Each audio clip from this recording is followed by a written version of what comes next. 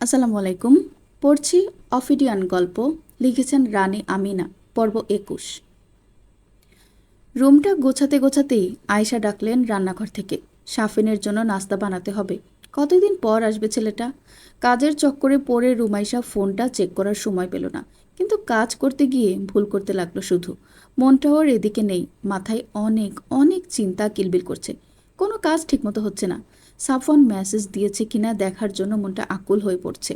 এইভাবেই কিচ্ছু হয়নি ভাব করে থাকা ওর পক্ষে একদম সম্ভব হচ্ছে না।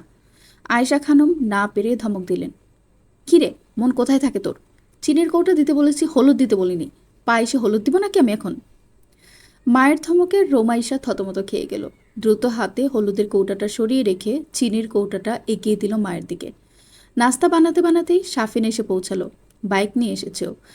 কারো বাইকের শব্দ শুনে রান্নাঘর থেকে বেরিয়ে দেখতে গেল রুমাইশা কে এসেছে। সাফিন রুমাইশাকে দেখে দারুণ একটা হাসি দিয়ে বাইক থেকে নামলো। ফুফার বাইক তো এমন না। এই বাইক সাফিন কই পেল? কিরে, তুই কার বাইক চুরি করে আনছিস? চোখ টেনে এক ভ্রু উঁচু করে বলল রুমাইশা। এটা আমার বাইক, ভাইয়া আমাকে কিনে দিয়েছে ভাবিকে নিয়ে সেফলি ঘুরে বেড়ানোর জন্য, কারণ ভাবির নাকি মন খারাপ। শেষের কথাটা ভাব নিয়ে টেনে টেনে বলল সাফিন। রুমাইশা বুঝল না কিছু। মানে, কার ভাবি? কিসের ভাবি? সাফিন রুমাইশার দিকে সরে এসে ফিসফিস করে বলল, আমার উঠবি ভাবি ভাইয়া আমাকে সব বলে দিয়েছে। তলে তলে এত কিছু করো, আর আমি একমাত্র দেবর, আমাকে কিছুই জানাও না। রুমাইশা কিছু বলতে নিবে তার আগে আয়েশা এসে ডাক দিলেন। কি হচ্ছে রুমি? ছেলেটা এসেছি, ওরে ভেতরে নিয়ে এসে না বসিয়ে বাইরে দাঁড়িয়ে গল্প করছিস কেন? এই তো মা, আসছি বলেই রুমাইশা সাফিনকে ভেতরে যেতে ইশারা করলো আর চোখ গরম দিয়ে বুঝিয়ে দিল বেশি লাফালাফি না করতে। তারপর নিজেও ভেতরে চলে গেল। সাফিন গেল ওর পেছন পেছন। সাফিন রুমাইশার রুমে ঢুকলো সোজা। আপু, খেয়ে রেডি হবা কিন্তু, আমরা ঘুরতে যাব। কোথায় যাবি এই অসময়ে? রুমাইশা গ্লাসে পানি ঢেলে এগিয়ে দিল সাফিনকে খাওয়ার জন্য। সাফিন গ্লাসটা হাতে নিতে নিতে বলল, ভাসমান ব্রিজে চলো না, বাওরও দেখা হবে, ঘোরাও হবে প্রকৃতির মাঝে। তোর ভাই হঠাৎ বাইক কিনলো যে, কবে কিনেছে? সাফিন এক চুমুকে পানিটা শেষ করে বলল, আমার ভাই করছো কেন? তোমার কিছু হয় না নাকি? বাইক ভাইয়া সকালেই কিনে এনেছে। কি মনে করে এনেছে তা জানি না। সকালে আমাকে ফোন দিয়ে বলল, বাইরে তোর জন্য একটা সারপ্রাইজ রাখা আছে, রিমুদের বাড়িতে যাওয়ার সময় দেখিস। এসে দেখি ওই কালা সুন্দরী আমার জন্য অপেক্ষা করছে।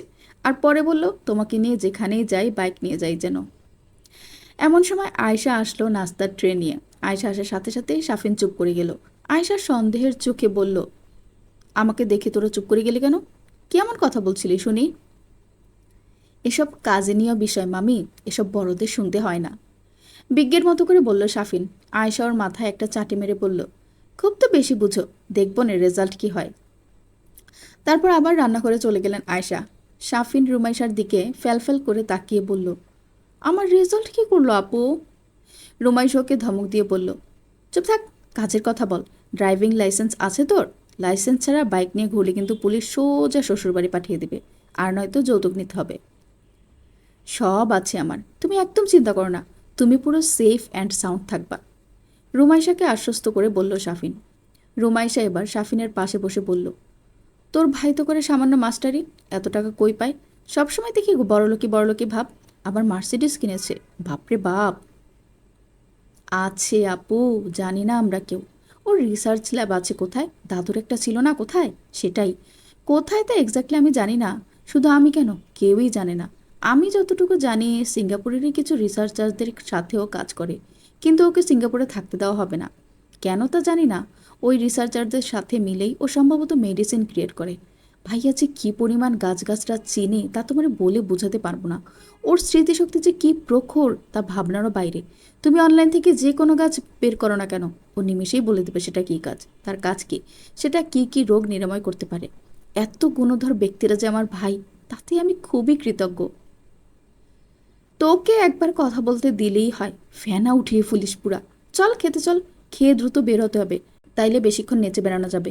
ওঠ! ব্রু কুচকে বলল রুমাইশা।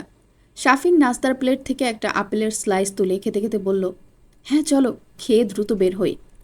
রুমাইশা সাফিনকে রুম থেকে ঠেলে পাঠাতে পাঠাতে বলল, তুই যা, আমি আসছি। গোসল দিইনি আমি এখনো, গোসলটা করে এসে খাবো। শাফিন ঠিক আছে বলে চলে গেল। শাফিন যেতেই দরজাটা ভেজিয়ে দিয়ে তড়িঘড়ি করে ফোনটা হাতে নিল রুমাইশা। সাফওয়ান মেসেজ দিয়েছে কিনা দেখতে। ফোনটা বাটন টিপে অন করতেই সাফওয়ানের নামটা ভেসে উঠল ফোনের স্ক্রিনে। রুমাইশা মেসেজের ভেতর ঢুকলো। তুমি চিন্তা করো না প্রেয়সী, আমার কিছুই হবে না। তোমার সাফওয়ান কাঁচা কাজ করে না। ওদের যা প্রাপ্য ওরা তা পেয়েছে। তুমি নিশ্চিন্ত থাকো। বড় করে একটা দীর্ঘশ্বাস ছাড়ল রুমাইশা। একদিকে পাপীদের পাপের শাস্তি, অন্যদিকে নিজের প্রিয় মানুষটার করা অপরাধ। কোনটার দিকে এগোবে ও বুঝতে পারছে না। ওর প্রিয় মানুষটার গায়ে আর কোনো আঁচ না লাগুক। দুপুরে খাওয়ার কিছুক্ষণ পর বের হলো শাফিন আর রুমাইশা। উদ্দেশ্য ওদের ঝাঁপার ভাসমান ব্রিজ।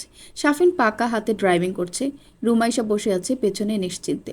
বসে বসে রাস্তার ধারে দৃশ্যগুলো উপভোগ করছে। রাজগঞ্জের কলেজ পার হয়ে ওরা বাজারের ভেতর ঢুকলো, তারপর মোড় নিয়ে চলে গেল পুরনো ব্রিজে। বেশ লাগছে রুমাইশার। রাফসান বাড়িতে থাকলে একটু ঘোরা হয়, কিন্তু ও যখন রাজশাহী চলে যায় তখন আর বাইকে ওঠা হয় না। তাই এতদিন পর শাফিনের সাথে ঘুরতে বেরিয়ে মনটা খুশি খুশি হয়ে গেল ওর। সমস্ত দুশ্চিন্তাগুলো কোথায় যেন উড়ে চলে গেল কর্পূরের মতো। রাস্তায় জ্যাম থাকায় ধীরে ধীরে এগোচ্ছে ওরা। ওদের পেছনে একটা কাপল বাইকে করে আসছে। মেয়েটা শাড়ি পরে আছে আর ছেলেটা পাঞ্জাবি। খুব সম্ভবত বিবাহিত কাপল। দুজন বাইকের উপরে বসে খুনসুটি করছে। রুমাইশার খুব ভালো লাগলো ওদেরকে দেখে। কত হ্যাপি এরা। হঠাৎই ওর মনে হলো, ওর কি কখনো এরকম সুযোগ হবে সাফওয়ানের সাথে? সাফওয়ান সাফওয়ানকেও বসিয়ে ফেলেছে একদম বুকের ভেতর। কখন হলো এসব? ও তো টেরও পেল না কিছু। ওই ভয়ঙ্কর দর্শন, সর্বদা ব্রুকুচকে থাকা ধমক দেওয়া লোকটাকে কখন যে ওর হৃদয়ের সবটুকু জায়গা সঁপে দিয়েছে তাও ঘুণাক্ষরেও টের পায়নি। অথচ ও এখন স্বপ্ন দেখছে তার সাথে বাইকে করে ঘুরে বেড়ানোর, একটা সুস্থ স্বাভাবিক জীবনযাপনের, যেখানে কোনো বাধা থাকবে না। সাফওয়ানের মুখে মাস্ক লাগানো থাকবে না।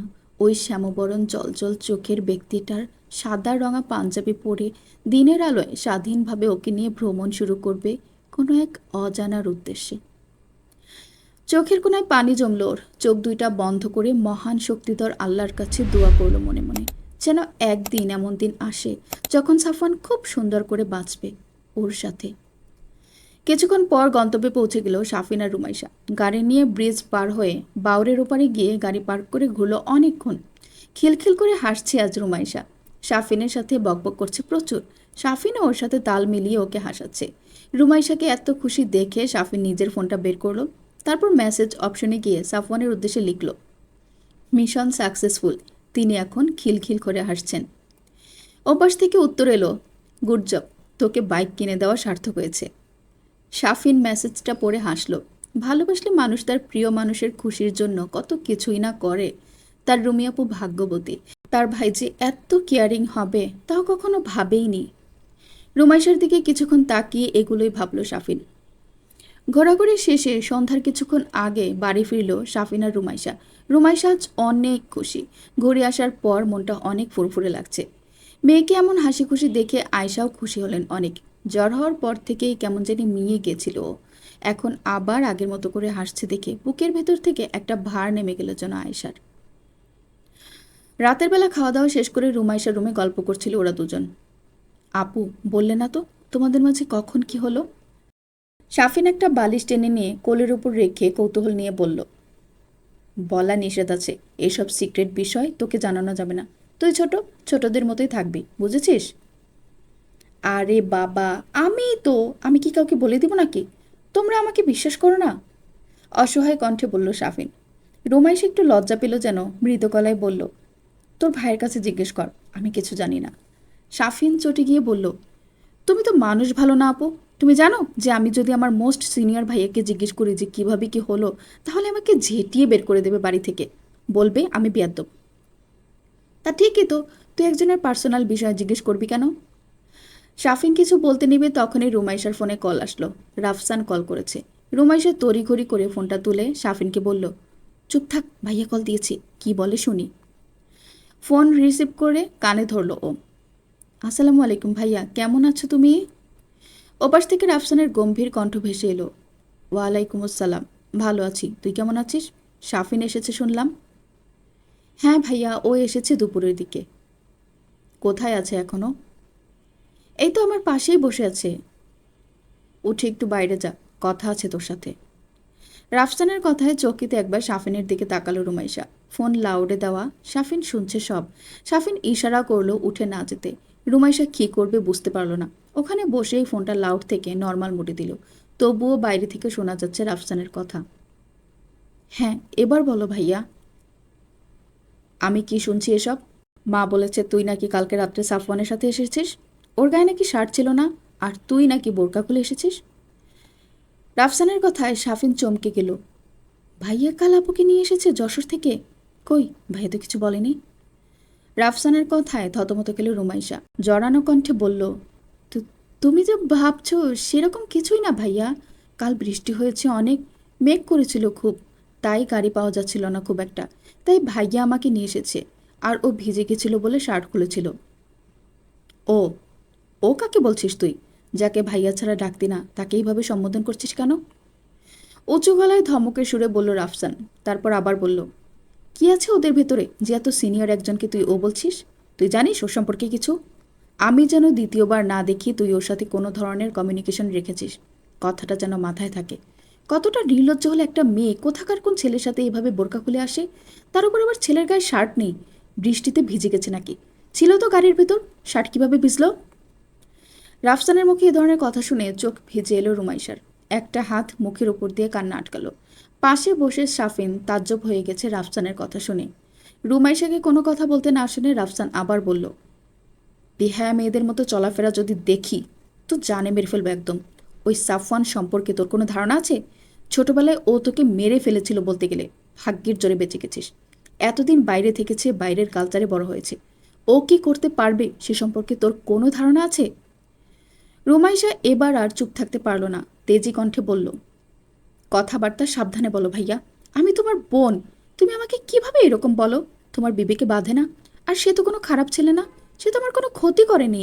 তার ক্ষতি করার নিয়ত থাকলে এতদিন তো করতোই। ওদের বাড়িতে যে কয়দিন আমি থেকেছি তার ভেতর কেউ আমার ক্ষতি করতে পারতো না? ও কি অচেনা কেউ? রাফসান এবার আরও রেগে বলল, আবার ও বলছিস তুই?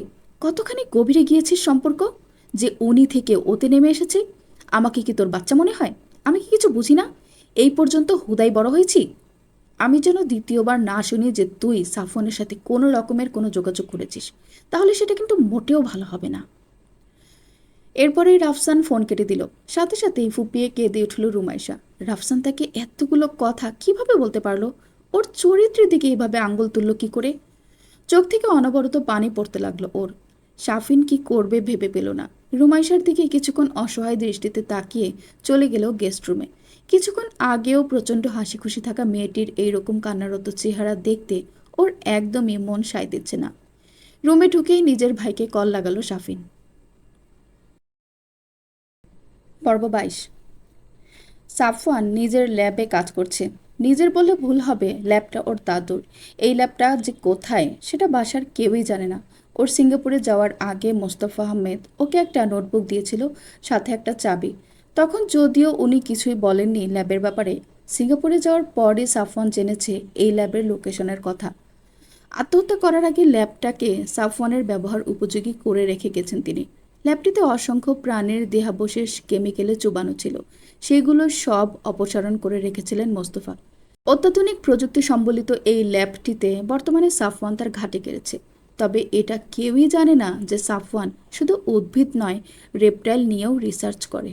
আর তার প্রধান উদ্দেশ্য নিজেকে স্বাভাবিক করা। বিগত 6-7 বছর ধরে নিজের ওপরই রিসার্চ চালিয়েছে ও। এমন কোনো উদ্ভিদ আর রেপটাইল হয়তো নেই যা ও চেনে না। নিজের রিসার্চের কাজে এই সমস্ত কিছু নিজের মস্তিষ্কের ভেতর গেঁথে নিয়েছে। অনেক মেডিসিন নিজের উপর অ্যাপ্লাইও করেছে, কিন্তু ফলাফল হয়েছে উল্টো। স্বাভাবিক হওয়ার থেকে আরও বেশি অস্বাভাবিক হয়েছেও। হিংস্র থেকে হিংস্রতর হয়েছে। শরীরে বিষের পরিমাণ যেন আরও বেড়েছে। বর্তমানে সামান্য কারণেই মেজাজ হারিয়ে ফেলে ও। বাড়ির ভেতর যেতে ইচ্ছে করে না ওর এখন।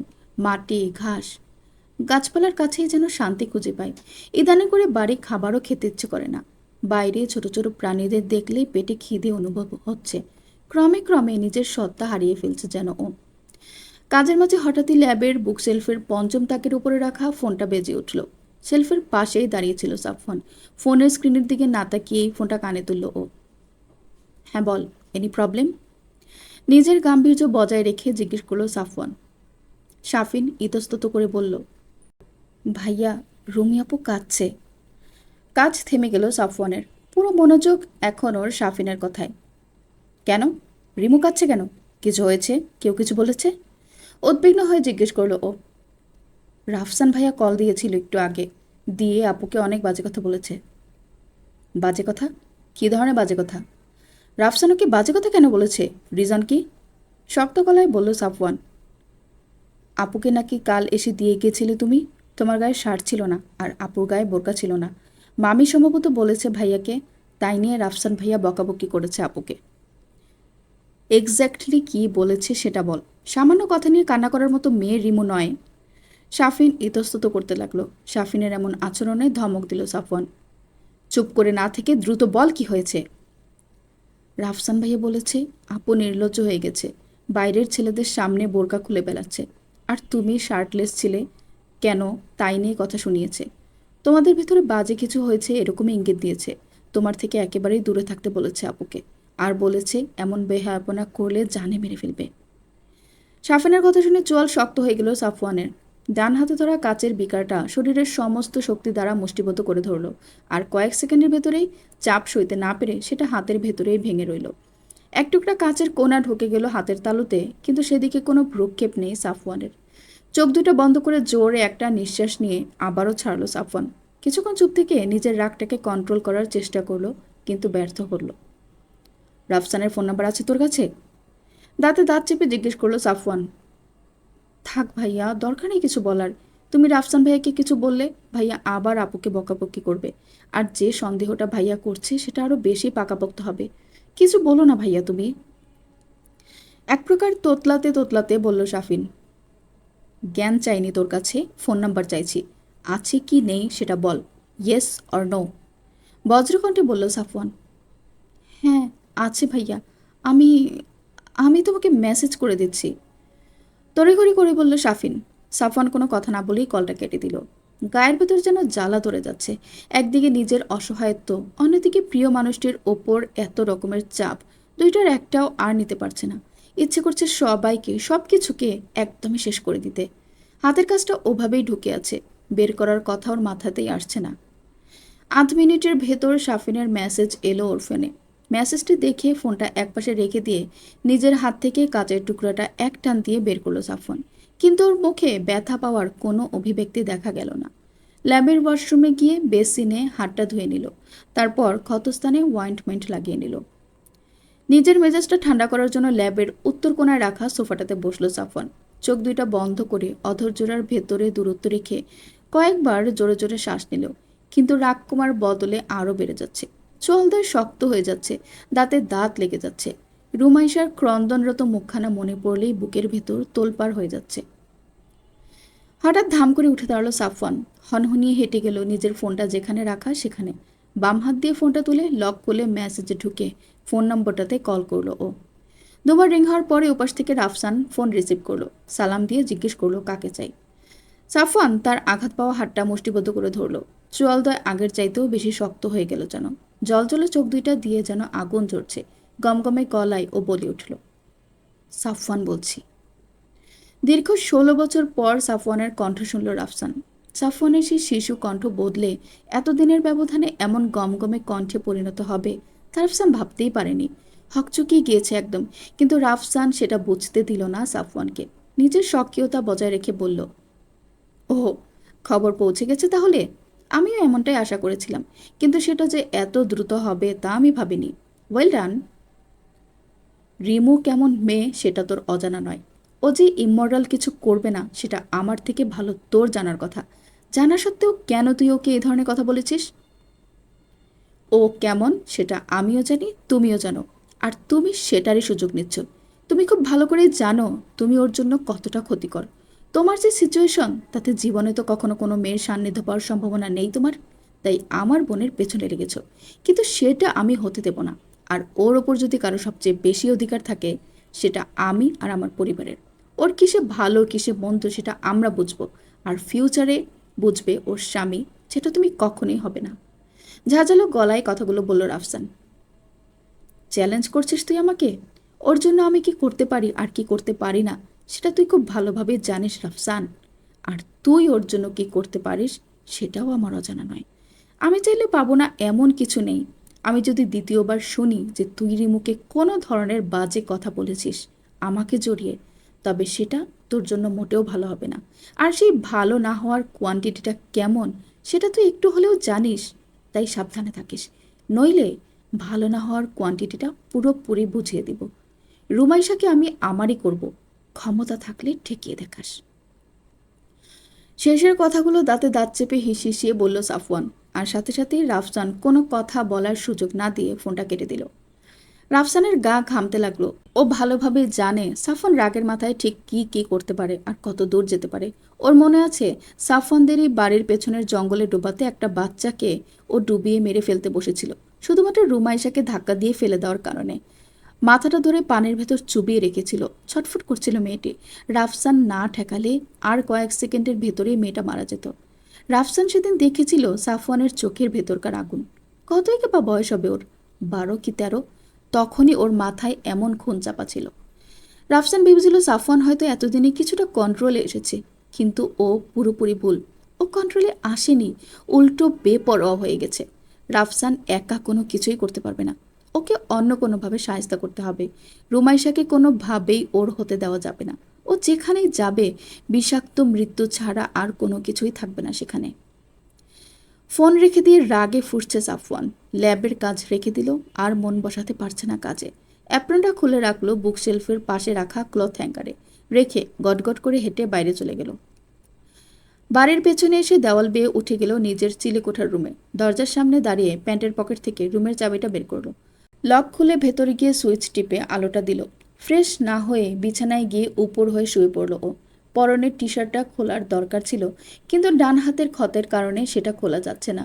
হাতটাতে তখন কিছু না হলেও এখন প্রচণ্ড ব্যথা অনুভূত হচ্ছে। ঘুমানো দরকার ওর অনেক, কিন্তু রাগে গায়ের ভেতর জ্বালা করছে। মাথাটা প্রচণ্ড রকম গরম হয়ে আছে, কিছুতেই ঠান্ডা হচ্ছে না। চোখ বন্ধ করে কিছুক্ষণ ওভাবেই দম মেরে শুয়ে রইল সাফওয়ান। কিন্তু এই অবস্থায় ওর ঘুম হবে না। চোখ মিলে বিছানার পাশে রাখা মিনি টেবিলের ওপর থেকে ফোনটা তুলে সময় দেখে নিল। 10:30 বাজে, বেশি দেরি হয়নি। হুট করেই বিছানায় উঠে বসলো সাফওয়ান। স্টাডি টেবিলের ড্রয়ার থেকে গাড়ির চাবিটা নিল, তারপর বেরিয়ে গেল রুম থেকে। রুমাইশা শুয়ে আছে নিজের বিছানায়, সাফিন নিজের রুমে আছে। কারো চোখেই ঘুম নেই। দুজন দুই রুমে বসে মেসেজে কথা বলছে। সাফিন সান্ত্বনা দিচ্ছে রুমাইশাকে মন খারাপ না করার জন্য, কিন্তু রুমাইশার মন ভালো হচ্ছে না। রাফসানের বলা কথাগুলোই ওর কানে বাজছে শুধু। গতরাতে সাফওয়ান যদি না আসতো তাহলে তো ওর লাশ পেত সবাই, কিন্তু সেটা কাউকে কিভাবে বুঝাবে রুমাইশা? কারণ ওইখানে যে খুন হয়েছে সবাই জানে। এখন যদি রুমাইশা বলে যে ও সাফওয়ানের সাথে কেন এসেছে, ওর বোরকা কেন ভেজা ছিল, সাফওয়ানের গায়ে কেন শার্ট ছিল না, তাহলে তো সাফওয়ান ফেঁসে যাবে। ওর অপরাধ তো কেউ চাপিয়ে রাখতে চাইবে না। ওকে এমনিতেই কেউ পছন্দ করে না। কেউ যদি বাই এনি চান্স পুলিশকে বলে দেয় তখন কি হবে? সন্ধ্যায় ও নিউজে শুনেছিল পুলিশ হন্যে হয়ে খুঁজে বেড়াচ্ছে খুনিকে। রাতের আধারে দুটো খুন, কিন্তু খুনির কোনো হদিস পাচ্ছে না কেউ, কোনো ক্লু পাচ্ছে না, পাবেও না হয়তো। কিন্তু ও যদি কালকের ঘটনা বলে কাউকে, তাহলে সবাই বুঝে যাবে এটা কার কাজ, কারণ সাফওয়ানের স্বভাব সম্পর্কে সবারই জানা। রুমাইশাকে তার ভাবনার জগৎ থেকে বের করার জন্য ওর ফোনে টুং করে মেসেজ আসলো একটা। শাফিন মেসেজ দিয়েছে ভেবে ফোন তুলল রুমাইশা, কিন্তু ওকে অবাক করে দিয়ে ফোনের স্ক্রিনে শাফিনের নামের জায়গায় সাফওয়ানের নাম উঠল। মেসেজের ভেতর ঢুকে দেখতে পেল ছোট্ট একটি মেসেজ, রিমু দরজা খোল। পর্ব 23। মেসেজ পড়ে আতকে উঠল রুমাইশা। সাফওয়ান আজ আবার এসেছে নাকি? তড়িঘড়ি করে বিছানা থেকে উঠে দরজার সামনে দাঁড়ালো। তারপর কান পাতল দরজায়। না, কোনো শব্দ আসছে না তো। বড় করে একটা নিঃশ্বাস নিল ও। তারপর আস্তে আস্তে দরজার লক খুলল, যেন শব্দ না হয় একটু। দরজার লক খুলে আস্তে করে টান দিয়ে সামনে তাকাতেই কারো চওড়া বুক চোখে পড়ল ওর। বুকের মালিকটা কে সেটা বুঝতে আর বেগ পেতে হলো না। নিমেষেই মুখে স্মিত হাসি ফুটে উঠল রুমাইশার, সেই সাথে উৎকণ্ঠিত হলো। বুকের থেকে চোখ সরিয়ে সাফওয়ানের মুখের দিকে তাকালো ও। মাস্ক আর গগলস পরিহিত দীর্ঘকায় ব্যক্তিটি তার দিকেই তাকিয়ে আছে। দরজার সামনে থেকে সরে গিয়ে সাফওয়ানকে ভেতরে আসার জন্য জায়গা করে দিল ও। ধীর পায়ে রুমের ভেতর ঢোকে বিছানায় গিয়ে বসে পড়ল সাফওয়ান। বাম হাতটা দিয়ে টেনে মুখের মাস্ক আর গগলসটা খুলে ফেলল ও। চারিদিকটা চোখ বুলিয়ে নিয়ে দরজাটা আবার সাথে সাথে লক করে দিল রুমাইশা। তারপর সাফওয়ানের পাশে বসতে বসতে আতঙ্কিত গলায় বলল, আপনি কেন এসেছেন এখন? কিভাবে এসেছেন? কেউ দেখে ফেললে কি হবে আপনি ভাবতে পারছেন? ছাদের দরজা বন্ধ করেনি আজ তোর বাপ, নইলে রাস্তার উপর থেকে তোকে জানালা দিয়ে দেখিয়ে চলে যেতাম। এরপর 2 হাত উপরের দিকে উঠালো সাফওয়ান। তারপর রুমাইশাকে ইশারা করে বলল, আমার টি শার্টটা খুলে দে। রুমাইশা বাধ্য মেয়ের মতো সাফওয়ানের টি শার্টটা ধরে উপরের দিকে টান দিয়ে খুলে দিল। তারপর সেটা আলনায় মেলে দিল। বিছানায় শুয়ে বালিশে মাথা দিয়ে চোখ দুটো বন্ধ করে ডান হাতটা উল্টো করে কপালের উপর রাখলো সাফওয়ান। আর তখনই রুমাইশার চোখ গেল সাফওয়ানের হাতের দিকে। এ কি, আপনার হাত কেটেছে কিভাবে? খুব ভালোভাবেই তো কেটেছে দেখছি। সাফওয়ানের হাতটা টেনে নিজের কোলের ওপর নিয়ে উৎকণ্ঠিত কণ্ঠে বলল রুমাইশা। ব্যান্ডেজও তো বাঁধেননি, এইভাবে আলকা করে রাখলে তো ইনফেকশন হয়ে যাবে। কিসে কেটেছেন? কাজ ঢুকে গেছিল, ঠিক হয়ে যাবে। তুইও তো লাফালাফি করিস না, স্থির হয়ে বস আমার কাছে একটু, মৃদু স্বরে বলল সাফওয়ান। কিন্তু রুমাইশা শুনল না, উঠে গেল ওর ড্রেসিং টেবিলের কাছে। ড্রেসিং টেবিলের মাঝ বরাবর একটা তাক থেকে অয়েন্টমেন্ট, তুলা আর ব্যান্ডেজ বের করলো। এরপর আবার বিছানার কাছে ফিরে গিয়ে সাফওয়ানের হাতটা কোলের উপর নিয়ে ধীরে ধীরে সতর্কতার সঙ্গে সাফওয়ানের হাতটা ড্রেসিং করতে থাকলো। খুব আলতো করে স্পর্শ করলো, যেন সাফওয়ানের একটুও ব্যথা না লাগে। সাফওয়ান ওভাবেই চোখ বুজে রইল। রুমাইশার এই ছোট্ট সেবাটুকু যেন সমস্ত মন দিয়ে শুষে নিচ্ছ ও। চোখ খুলে হয়তো এতটা গভীরভাবে ওর স্পর্শগুলো অনুভব করতে পারবে না, সেই ভয়েই চোখ খুলছে না ও। রুমাইশা আলতো হাতে সময় নিয়ে ধীরে ধীরে তুলা দিয়ে ক্ষতটা মুছে অয়েন্টমেন্ট লাগিয়ে ব্যান্ডেজ করে দিল। সাফওয়ানের মন পড়তে লাগলো, ওর হাতে বেশি সময় নেই, যে কোনো সময় যা কিছু হয়ে যেতে পারে। নিজের ভবিষ্যতের কথা ভেবে হতাশ হলো ও। এই সুন্দর মুহূর্তগুলো আর হয়তো এভাবে পাওয়া হবে না। পুরো জীবনের চিত্র পাল্টে যাবে ওর যে কোনো দিন, যে কোনো মুহূর্তে। ও জানেও না কখন, কিভাবে, কি হয়ে যাবে। ব্যান্ডেজটা শেষ করে রুমাইশা সাফওয়ানের মুখের দিকে তাকালো একবার। এ কি, আপনার চোখে পানি কেন? ভাইয়া, আপনি কাঁদছেন কেন? কি হয়েছে? আতঙ্কিত হয়ে বলল রুমাইশা। সাফওয়ানের চোখের কোনা বেয়ে পানি গড়িয়ে পড়ছে। চোখ খোলেনি এখনো, আগের মতো করে চোখ দুটো বন্ধ করে আছে। রুমাইশা তৎক্ষণাৎ হাতের জিনিসপত্রগুলো টেবিলের উপর রেখে দিয়ে সাফওয়ানের কাছে আসলো। তারপর ধরা গলায় বলল, আপনি কেন কাঁদছেন? কি হয়েছে বলুন আমাকে। সাফওয়ানের চোয়ালদয় ধরে তার মুখের দিকে খুব মনোযোগ দিয়ে তাকালো রুমাইশা। ভ্রু দুটো কুঁচকে আছে সাফওয়ানের, যেন ব্যথাগুলোকে নিজের ভেতরে রাখার প্রাণপণ চেষ্টা করেও পারছে না। চোখ থেকে অবিরত পানি গড়িয়ে পড়ছে। নাক টানছে সাফওয়ান, ঢোক গিলছে বারবার। চোখ খুলুন সাফওয়ান, আমার দিকে তাকান। কি হয়েছে বলুন, দয়া করে বলুন আমাকে। এভাবে কাঁদবেন না প্লিজ। অসহায় দৃষ্টিতে তাকিয়ে মিনতিপূর্ণ কণ্ঠে বলল রুমাইশা। সাফওয়ানের চোখের কোণাগুলো হাত দিয়ে মুছে দিল আলতো করে। সাফওয়ান চোখ খুলল এবার। রুমাইশাকে টেনে এনে শুইয়ে দিল নিজের পাশে। তারপর উভয়ে শুয়ে মাথাটা উঁচু করে রুমাইশার মুখটা দেখল। কিছুক্ষণ ঘোর লাগা দৃষ্টিতে তাকিয়ে থাকলো রুমাইশার মুখের দিকে। রুমাইশা কি হচ্ছে তা বুঝতে না পেরে অবুঝ দৃষ্টিতে তাকিয়ে আছে সাফওয়ানের দিকে। রুমাইশার দিকে তাকিয়ে থাকারত অবস্থাতে চোখ দুইটা আবারও ঝাপসা হয়ে এলো সাফওয়ানের। হুট করে জড়িয়ে ধরল ও রুমাইশাকে। রুমাইশার বুকে মুখ লুকিয়ে আষ্টে পৃষ্ঠে জড়িয়ে ধরল ওকে, নিজের শরীরের সবটুকু শক্তি দিয়ে। সাফওয়ানের এমন ভালোবাসাময় আক্রমণে হকচকিয়ে গেল রুমাইশা। অপ্রস্তুত হয়ে কিছুক্ষণ ইতস্তত করে ধীরে ধীরে নিজের দুইটা হাত সাফওয়ানের নগ্ন পিঠের উপর রাখল। তারপর ধীরে ধীরে হাত বুলিয়ে দিল পিঠে। কি হয়েছে আপনার? কাঁদছেন কেন আপনি? দয়া করে বলুন আমাকে। এইভাবে নিজের ভেতর কথা জমিয়ে রেখে কষ্ট পাবেন না প্লিজ। ডান হাতটা সাফওয়ানের চুলের উপর রেখে চুলে হাত বুলিয়ে দিতে দিতে বলল রুমাইশা। সাফওয়ান চোখজোড়া বন্ধ করে রুমাইশার বুকে নাক ডুবিয়ে ওর বুকের গন্ধ টেনে নিল জোরে। তারপর জড়ানো গলায় থেমে থেমে বলল, আমি বাঁচব না বেশি দিন রিমু। আর বাঁচলেও মানুষ হিসেবে হয়তো বাঁচব না আমি। আমি ধীরে ধীরে হারিয়ে ফেলছি যেন নিজেকে। ঘোর ঘোর লাগছে সবসময়, সব কিছু অসহ্য লাগছে আমার। সব কিছু শেষ করে ফেলতে ইচ্ছে করছে। আমার রুমে আমার দম বন্ধ হয়ে আসছে যেন। মাটিতে মিশে থাকতে ইচ্ছে করছে সবসময়। আজ ভোরে আমি হঠাৎই কাউকে মনে করতে পারছিলাম না। আমার স্মৃতিশক্তি আস্তে আস্তে লোপ পাচ্ছে হয়তো। কিছুদিন পর হয়তো আমি পুরোপুরি জঙ্গলে জানোয়ার হয়ে যাব রিমু। কাউকে আর আমার মনে পড়বে না রিমু। সবাইকে ভুলে যাব আমি। আমার মস্তিষ্ক আমাকে সব ভুলিয়ে দিচ্ছে। এরকম হলে আমার মায়ের কি হবে? আমার মা কিভাবে বাঁচবে আমাকে ছাড়া? তোকেও ভুলে যাব আমি। তোকে আর কখনো মনে পড়বে না হয়তো। তুই কি করবি আমাকে ছাড়া? সাফওয়ানের চোখ থেকে পানি ঝরছে আবার। রুমাইশার বুকটা ভেজে যাচ্ছে যেন। এদিকে রুমাইশা যেন জমে গেল সাফওয়ানের কথায়। সাফওয়ান ভুলে যাবে সব? সব ভুলে যাবে? ওকেও? ও কি করবে তখন? ও কিভাবে বাঁচবে সাফওয়ানকে ছাড়া? সাফওয়ান চোখ মুছল। রুমাইশাকে আরো শক্ত করে জড়িয়ে ধরল ও, যেন একটু আলগা করলেই রুমাইশা চলে যাবে ওর আলিঙ্গনের ভেতর থেকে। আমি বাঁচতে চাই রিমু, অনেক অনেক বেশি। এরকম আদর খেতে চাই সারাটা জীবন, সারাটা ক্ষণ। তোকে নিজের বউ করতে চাই, আমার মায়ের কোলে মাথা রাখতে চাই। আমার বাবা, আমার প্রাণের বাবাকে আগের মতো করে জড়িয়ে ধরতে চাই আবার। আমার ছোট্ট ভাইটিকে আদর করতে চাই আবার আগের মতো করে। আমাদের বাচ্চাদের সাথে খেলতে চাই আমি, ওদের মুখের বাবা ডাকটা শুনতে চাই। এসব এসব কেন হলো আমার সাথে? একটা সুন্দর জীবন তো আমার প্রাপ্য ছিল রে রিমু। তাহলে আমার সাথেই কেন এমন হলো? কি পাপ করেছি আমি?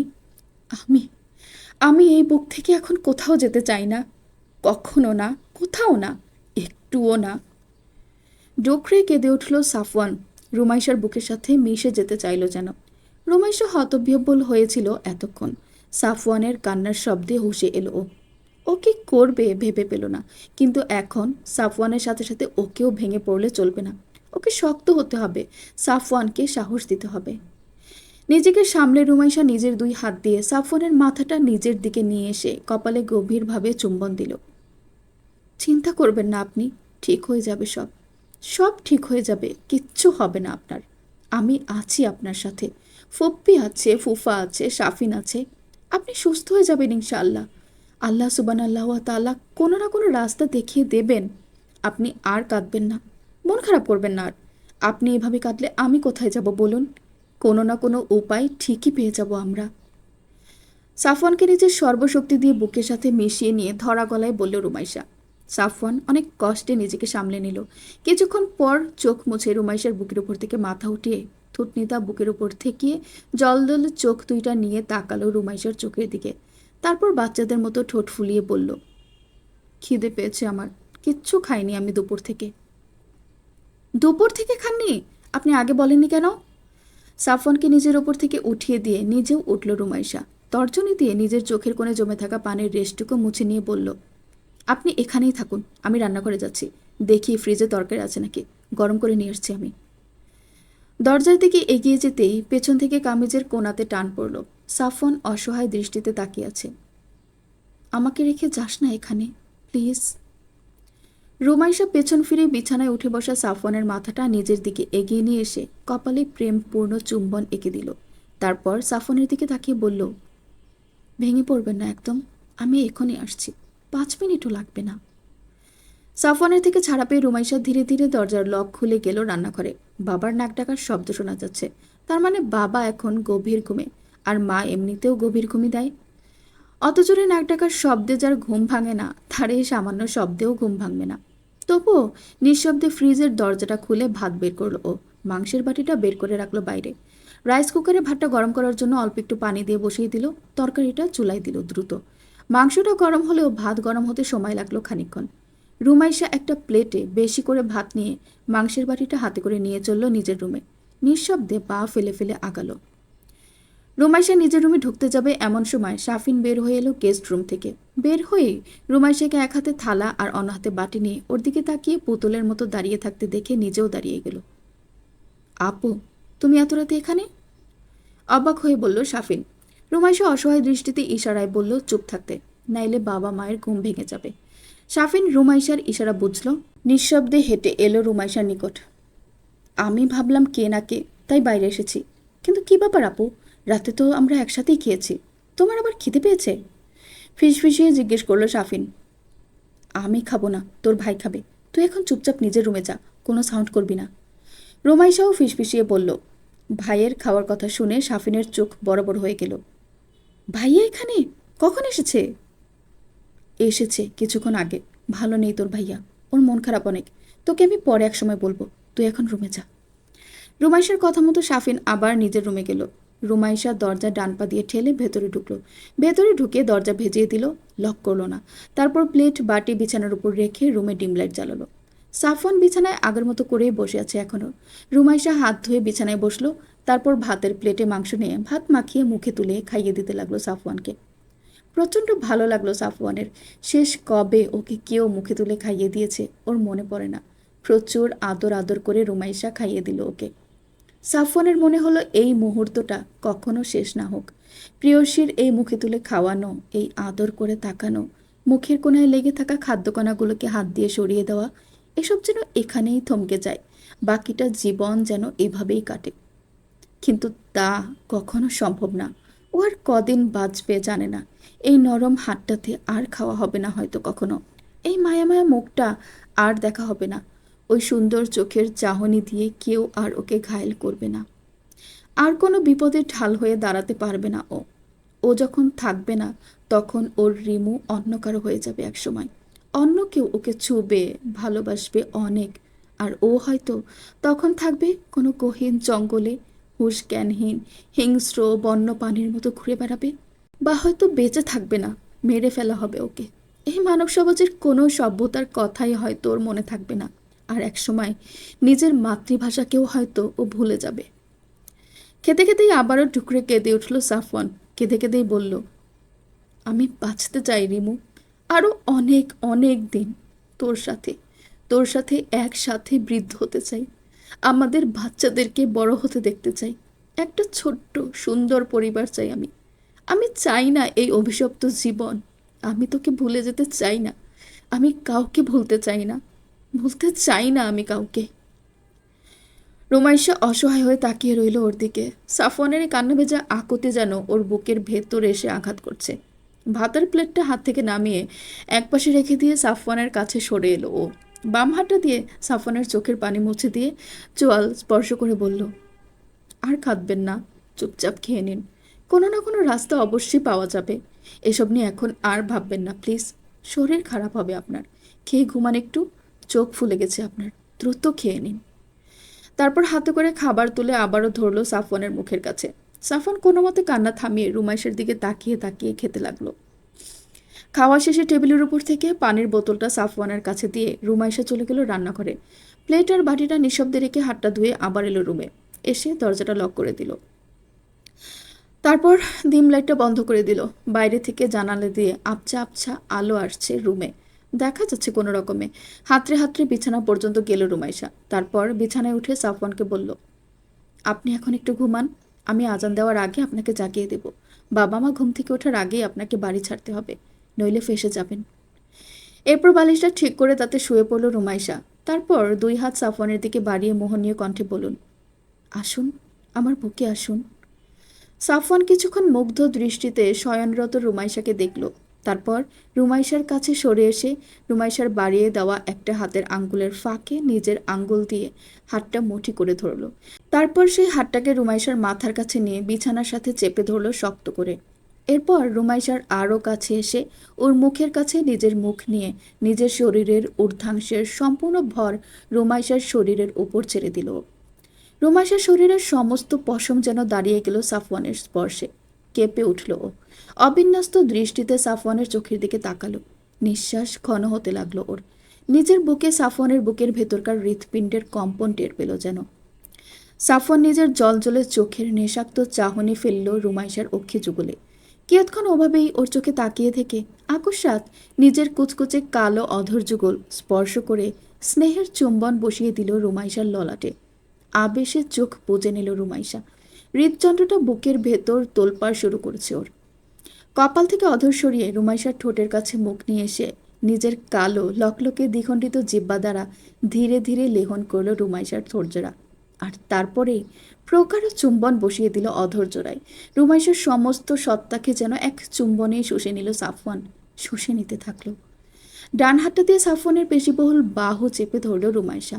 ওর হাতের নখ বসে গেল সাফওয়ানের বাহুতে, কিন্তু তার বিন্দু মাত্র প্রভাব পড়ল না সাফওয়ানের ওপর। কিছুক্ষণ পর ওকে ছেড়ে দিল সাফওয়ান। রুমাইশার মুখ থেকে অস্ফুট শব্দ বের হয়ে এলো। জোরে জোরে নিঃশ্বাস পড়ছে ওর। সাফওয়ান ওর নাকে নিজের নাক স্পর্শ করলো, তারপর নেশাযুক্ত কণ্ঠে বলে উঠল, অনেক ভালোবাসি তোকে, অনেক অনেক, নিজের থেকেও বেশি। রুমাইশার হাতের আঙ্গুলের ফাঁক থেকে নিজের হাতটা ছাড়িয়ে নিয়ে রুমাইশার বুকে মুখ ডুবিয়ে শুয়ে পিঠের তলায় হাত দিয়ে জড়িয়ে ধরলো আবার শক্ত করে।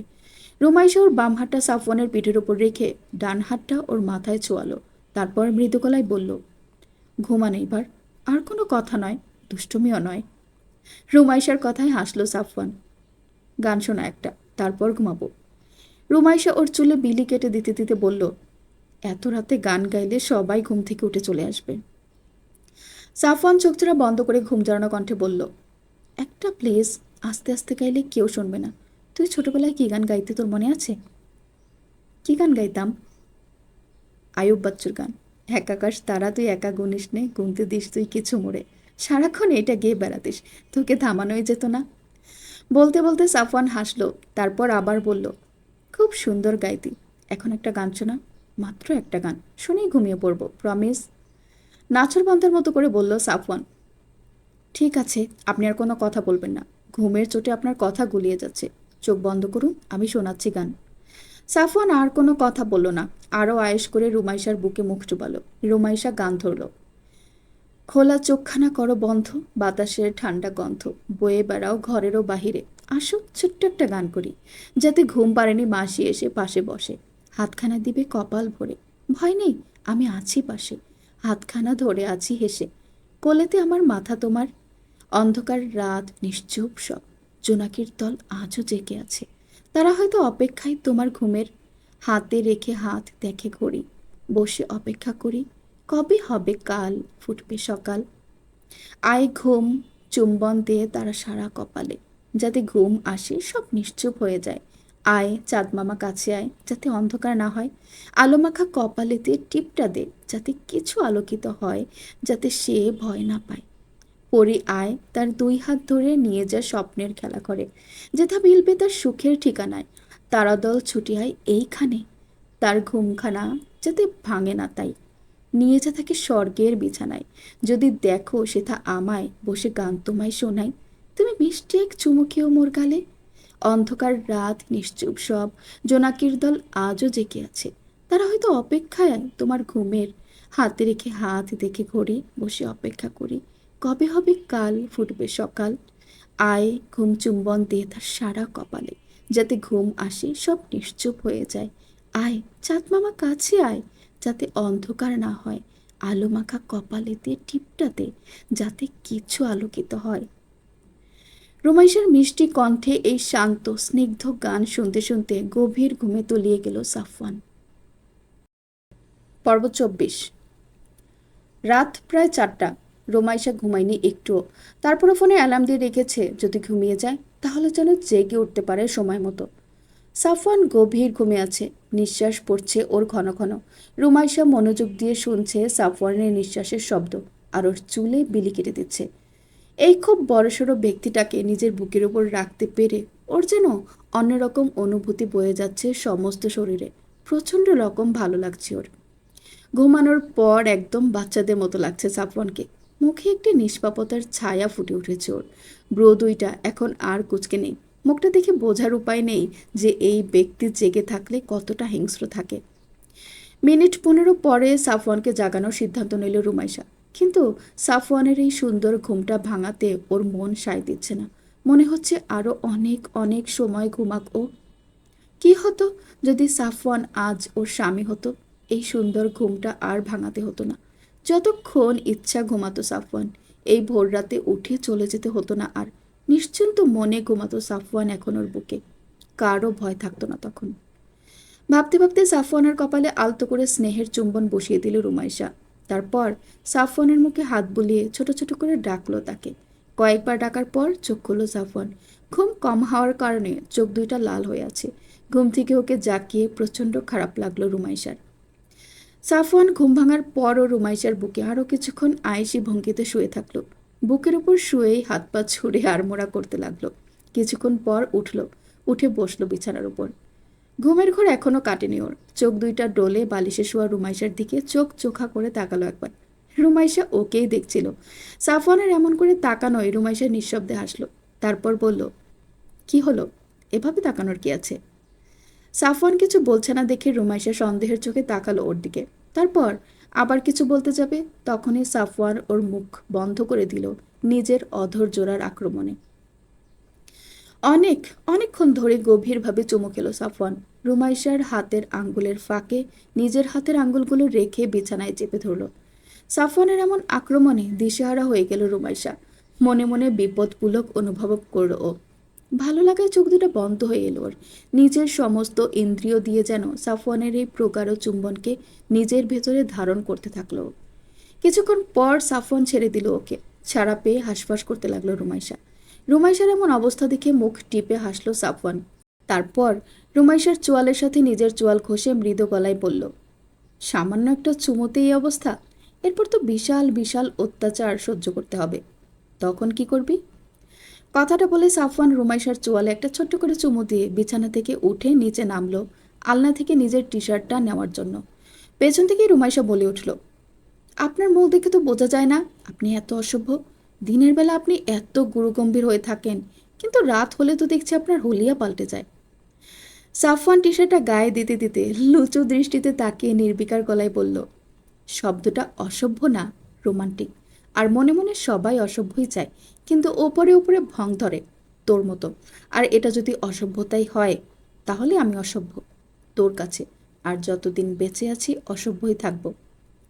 তারপর চোরা চোখে তাকিয়ে দুষ্ট গলায় বলল, পছন্দ না হলে ঠিকই বাধা দিতেন, কিন্তু তা দেননি, কারণ আপনিও চান আমি অসভ্য হই।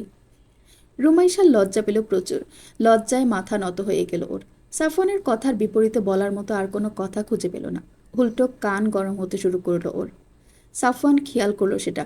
তারপরও দুষ্টমি করে বলল, থাক, আর লজ্জা পেতে হবে না, চুমু তো খাওয়া হয়েই গেছে, এখন অসময়ে এসে লজ্জা পেয়ে আর কি হবে? রুমাইশা কটমট চোখে তাকালো সাফওয়ানের দিকে। সাফওয়ানের সেদিকে চোখ পড়তেই অন্যদিকে চোখ ঘুরিয়ে নিয়ে মুখ টিপে হাসল। রুমাইশা দাঁতে দাঁত চেপে মুখ ঝামটা মেরেই বলল, আজান দেবে এক্ষুনি, বাড়ি যান। সাফওয়ান শব্দ করে হাসল, কিন্তু সেটা রুমের বাইরে যেতে না যায় সেভাবেই হাসল। এই তো যাচ্ছি, এখনই যাচ্ছি। তারপর টেবিলের ওপর থেকে গাড়ির চাবিটা হাতে নিয়ে আবার বিছানার কাছে আসলো। রুমাইশার দিকে ঝুঁকে আর একটা চুমু খাওয়ার চেষ্টা করলো, কিন্তু মুখ ঘুরিয়ে নিল রুমাইশা। সরুন, আপনি আর জীবনে আমারে চুমু খাবেন না। খাবো 100 বার, এইটা বিদায় চুম্বন। বলেই খপ করে বাম হাতটা দিয়ে রুমাইশার চোয়ালদয় ধরে নিজের দিকে ঘুরালো। তারপর কষে একটা চুমু খেলো। চুমু খাওয়া শেষে রুমাইশার কানের কাছে ফিসফিসিয়ে বলে উঠল, love you more then my life. আর তারপরেই দ্বিতীয়বার পেছনে না তাকিয়ে দ্রুত পায়ে দরজার কাছে গিয়ে নিঃশব্দে দরজার লক খুলে চলে গেল বাইরে। এদিকে সাফওয়ানের এমন ফিসফিসানি কণ্ঠে রুমাইশার গায়ের পশম দাঁড়িয়ে গেল। বুক আর তলপেটে যেন রক্ত ছলকে উঠল। লজ্জায় নত হলো মুখ। মুখে লাজুক হাসি ফুটে উঠল ওর। অনড় হয়ে বসে রইল বিছানায়। খানিকক্ষণ বাদে দূর থেকে গাড়ির ইঞ্জিনের ক্ষীণ শব্দ ভেসে এলো। রুমাইশা বুঝল সাফওয়ান ওর গাড়ি স্টার্ট দিয়েছে। মুহূর্তে মনটা খারাপ হয়ে গেল ওর। হঠাৎ করে যেন চারপাশটা কেমন ফাঁকা ফাঁকা লাগতে লাগলো। নির্জনতায় ছেয়ে গেল যেন ওর আশপাশটা। মুখের হাসিটা মিলিয়ে গেল নিমেষেই। বিছানায় চিত হয়ে শুয়ে পড়ল রুমাইশা। আজান দিল এমন সময়, ফরজটা পড়া হবে না সঙ্গত কারণে, তাই চোখ বুজে নিল ও। সারা রাত না ঘুমানোর কারণে চোখ বন্ধ করার কিছুক্ষণের মধ্যেই ঘুমিয়ে গেল। ঘুম ভাঙল 8টায়। বাড়ির অন্যান্যরা ততক্ষণে উঠে গেছে। শামসুলের অফিস আছে 9টায়। আয়শা নাস্তা বানানোর প্রায় শেষের দিকে। রুমাইশা উঠে এসে ফ্রেশ হয়ে গেল রান্নাঘরে। আয়শাকে পেছন থেকে জড়িয়ে ধরে বলল, কাজ থাকলে বলো মা, করে দেই। আয়শা চুপ রইলেন কিছুক্ষণ, তারপর বললেন, শাফিনকে ঘুম থেকে তোল, একসাথে খেয়ে নে সবাই, নইলে পরের খাবার ঠান্ডা হয়ে যাবে। রুমাইশা, ঠিক আছে মা, বলে গেল শাফিনকে ডাকতে। দরজায় কয়েকবার নক করার পর দরজা খুলল শাফিন। চোখ ডলতে ডলতে বাইরে এলো। রুমাইশার দিকের চোখ পড়তেই কাল রাতের ঘটনা মনে পড়ল ওর। উত্তেজিত হয়ে বলল, রুমি আপু, ভাইয়া চলে গিয়েছে। রুমাইশা চাটি মারল ওর মাথায়। আসতে বলতে পারিস না, শয়তান ছেলে, চলে গেছে ভোরবেলা আজানের সময়। ভাইয়ার কি কিছু হয়েছে আপু? পরে বলবো না তোরে মেসেজে, এখন অফ যা, ফ্রেশ হয়ে আয়, খাবি দ্রুত, নইলে খাবার ঠান্ডা হয়ে যাবে, মা বলেছে, তাড়াতাড়ি আয়। শাফিনকে এক প্রকার ঠেলে পাঠিয়ে দিল ওয়াশরুমে। তারপর আবার রান্না করে এলো। মায়ের সাথে নাস্তা গুছিয়ে দিল। কাজের ফাঁকে আয়শার দিকে চোখ পড়ল ওর। থমথমে লাগছে মায়ের মুখটা। কাজের প্রেশারে হয়তো এমন লাগছে ভেবে আবার নিজের কাজে মন দিল রুমাইশা। সাফওয়ান বাড়ি ফিরে আর ঘুমায়নি। পুরো ভোরবেলাটা উত্তরের জঙ্গলের ভেতর কাটিয়ে দিয়েছে। এখানে আসলে ওর অদ্ভুত রকমের শান্তি লাগে। এখানের সাপগুলো ওর গায়ের সঙ্গে লেগে থাকতে পছন্দ করে খুব। খুব তাড়াতাড়ি ও খোলস ছাড়বে। গায়ের চামড়াটা খসখসে হতে শুরু করেছে। এই লেয়ারটা উঠে যাবে। পরনে ওর গত রাতের টি শার্ট। হাতের খসখসে ফ্যাকাশে হয়ে যাওয়া চামড়াগুলো স্পষ্ট হয়ে উঠেছে। রুমে গিয়েই লং স্লিপ পরতে হবে ওর, নইলে যে কেউ দেখে বুঝতে পারবে ওর শরীরের অবস্থা। একটু বেলা হলেই নিজের রুমে গেল সাফওয়ান। ওয়াশরুমে ঢুকে লম্বা একটা শাওয়ার নিল। তারপর বের হয়ে কালো রঙা ট্রাউজার আর সাদা রঙের লং স্লিভ টি শার্ট পরে নিল। নিজেকে ঠিকঠাকভাবে গুছিয়ে নিয়ে বসে রইল মায়ের অপেক্ষায়। রুনিয়া খাবার নিয়ে উপরে আসলেন। টি টেবিলের উপর খাবার রেখে তিনি গেলেন চেলেকোঠার রুমের দরজার কাছে সাফওয়ান রুমে আছে কিনা চেক করতে। দরজা লক করা নাই। সাফওয়ান ভেতরেই আছে। রুনিয়া দরজায় নক করতে যাবেন এমন সময় সাফওয়ানও দরজা খুলে বের হয়ে এলো। সাফওয়ানকে দেখেই রুনিয়া বললেন, কাল রাতে না খেয়ে চলে গেছিলি কেন? বলে তো যাবি যে খাবো না। আমি খাবার নিয়ে এসে দেখি তুই নেই। দুপুরেও খাসনি। তোর কাজের এত চাপ যে খাওয়ারও সময় হচ্ছে না তোর। বাইরে ছোট্ট কিউট শাসনে সাফওয়ান হাসলো। তারপর বলল, রাতে আমি খেয়েছি মা, তুমি চিন্তা করো না। তোমার সাথে আমার অনেক কথা বলার আছে। বসো এখানে এসে। টি টেবিলের পাশে রাখা চেয়ারগুলোর দিকে নির্দেশ করে বলল সাফওয়ান। রুনিয়া চেয়ারে বসতে বসতে বললেন, কোথায় খেয়েছিস? তুই তো বাইরে খাস না কখনো। আর নিচে যে খাবার রেখেছিলাম তা তো সেভাবেই আছে। সাফওয়ান নিজেও চেয়ার টেনে বসতে বসতে বলল, ভেতরেই খেয়েছি, তবে অন্য জায়গায়। ও নিয়ে তুমি আর চিন্তা করো না। এখন আমি যা বলি মনোযোগ দিয়ে শোনো। রনিয়া মনোযোগ দিলেন। সাফওয়ান গম্ভীর হয়ে গেল হঠাৎ করেই। তারপর কিছুক্ষণ সময় নিয়ে চোখ থেকে গগলসটা খুলে ফেলল। সাফওয়ানের চোখ দেখে আতঙ্কিত হয়ে গেলেন রুনিয়া। তোর চোখের রং এমন দেখাচ্ছে কেন? আর কেমন যেন জলজল করছে চোখ দুইটা। মায়ের এমন আতঙ্কিত চেহারা দেখে দীর্ঘশ্বাস ছাড়ল সাফওয়ান। তারপর মৃদু গলায়, এটা অনেক দিন আগেই হয়েছে মা। তোমাদেরকে আমি দেখাইনি, তোমরা কষ্ট পাবে তাই। কিন্তু এখন আর উপায় নেই আমার কাছে কোনো। রুনিয়া ছেলের কথায় কিছু বুঝলেন না। অবুঝের মতো করে তাকিয়ে রইলেন। তোমাকে আরও কিছু দেখানোর আছে মা, কিন্তু তুমি হয়তো ভয় পাবে। তুমি আমাকে ভয় পেও না মা। আমি তো তোমারই ছেলে। আমাকে তুমি যেন ভয় পেও না। রনিয়া কি বলবেন বুঝতে পারলেন না। ভয় কেন পাবেন সেটা ভাবতে ভাবতে চেয়ে রইলেন শুধু। সাফওয়ান ধীরে ধীরে নিজের মুখের মাস্কটা সরালো। তারপর অসহায় চোখে তাকালো মায়ের দিকে। রনিয়া চোখ বড় করে তাকিয়ে রইলেন। তোর ঠোঁট এত কালো কিভাবে হলো? আঙ্গুল দিয়ে তিনি ছুঁয়ে দেখলেন সাফওয়ানের ঠোঁটজোড়া। এমন কিভাবে হয়েছে? চোখে মুখে অবাগতার ছাপ ফুটে উঠল রুনিয়ার। সাফওয়ান কিছু বলল না। চোখের কোণা চিকচিক করে উঠল ওর। মায়ের দিকে কিছুক্ষণ তাকিয়ে থেকে নিজের হাতে স্লিপ গোটালো ও, গুটিয়ে কোনোই পর্যন্ত উঠিয়ে রাখল। নিজের শরীরের স্কিনের অবস্থাটা দেখালো রুনিয়াকে। রুনিয়া চোখ বড় বড় করে তাকিয়ে রইলেন সাফওয়ানের শিরা ভেসে ওঠা হাতটার দিকে। নিজের হাত দিয়ে স্পর্শ করলেন সাফওয়ানের হাতখানা। খসখসে সর্পচামড়ার ওপর দিয়ে নিজের হাতটা বুলিয়ে নিয়ে গেলেন। চোখ ফেটে পানি বেরিয়ে এলো রুনিয়ার। এসব কখন হলো? এরকম তো ছিল না আগে। এগুলো তো অনেক কম ছিল। এত এত বেড়ে গেল কিভাবে? আমাকে কখনো বলিসনি কেন? বলিসনি কেন আমাকে? সাফওয়ান নির্বাক হয়ে তাকিয়ে আছে মায়ের দিকে। রুনিয়া কান্না চোখে উল্টে পাল্টে দেখছেন সাফওয়ানের হাতখানা আর বিলাপ করছেন নিজে নিজে। সাফওয়ান নিজের মায়ের মুখটা দুই হাত দিয়ে ধরে নিজের দিকে ফেরালো। তারপর নিজের অধর জোড়া আলগা করলো মায়ের সামনে।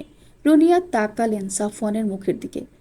সাফওয়ান ঠোঁট আলগা করলেই দেখা গেল ওর ঝকঝকে তীক্ষ্ণ দাঁত দুইটা। সেই জংলি পশুদের মতো লম্বা ধারালো দাঁত দুইটার দিকে রুনিয়ার চোখ পড়তেই চমকে উঠলেন তিনি। ভালো করে সেদিকে দেখেই ডুকরে কেঁদে উঠলেন রুনিয়া। এ কি হাল হয়েছে আমার ছেলের?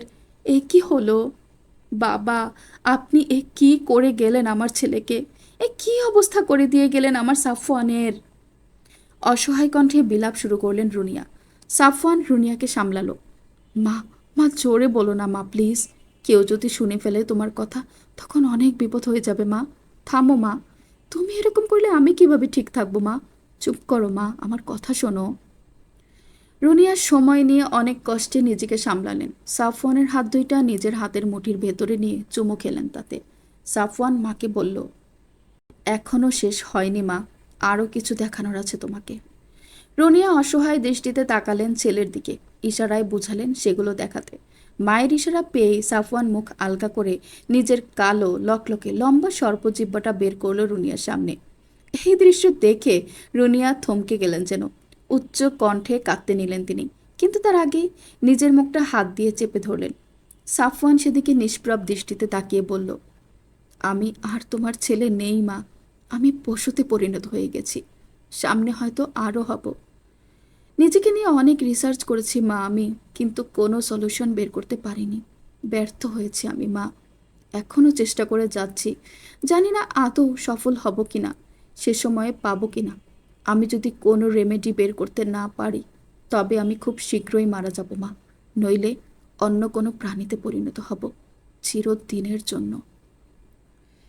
ছেলের মুখে মৃত্যুর কথা শুনে রুনিয়া আর নিজেকে সামলাতে পারলেন না। উচ্চস্বরে কেঁদে উঠলেন তিনি। সাফওয়ান আর এবার বাধা দিল না। কিছুক্ষণ বিরতি দিয়ে সাফওয়ান বলে উঠল, আমি জানি আমি বেশি দিন বাঁচব না, তবে মৃত্যুর আগে আমার একটা শেষ ইচ্ছা আছে মা। আমি খুব করে চাই আমার সেই ইচ্ছেটা পূরণ হোক। খুব খুব করে চাই। আর সেটা পূরণ করতে তুমি আমাকে সাহায্য করবে মা।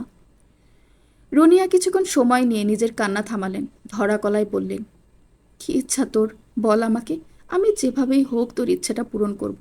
প্রয়োজনে নিজের প্রাণটা দিয়ে দিব, তবুও তোর ইচ্ছা পূরণ করব। ফুপিয়ে কাঁদতে লাগলেন তিনি। সাফওয়ান মৃদু হাসল। মায়ের মুখটা দুই হাতে দিয়ে আলতো করে ধরে বলল, প্রাণ দিতে হবে না মা। তুমি শুধু রিমোকে আমার বউ করে নিয়ে আসার ব্যবস্থা করে দাও। আর কিচ্ছু চাই না। শুনলেন রানী আমিনার লেখা অফিডিয়ান গল্পের পর্ব 21, 22, 23 এবং 24। গল্পটি পরবর্তী পর্বগুলো শুনতে চাইলে অবশ্যই চ্যানেলটিকে সাবস্ক্রাইব করে আমার সাথেই থাকুন। ধন্যবাদ।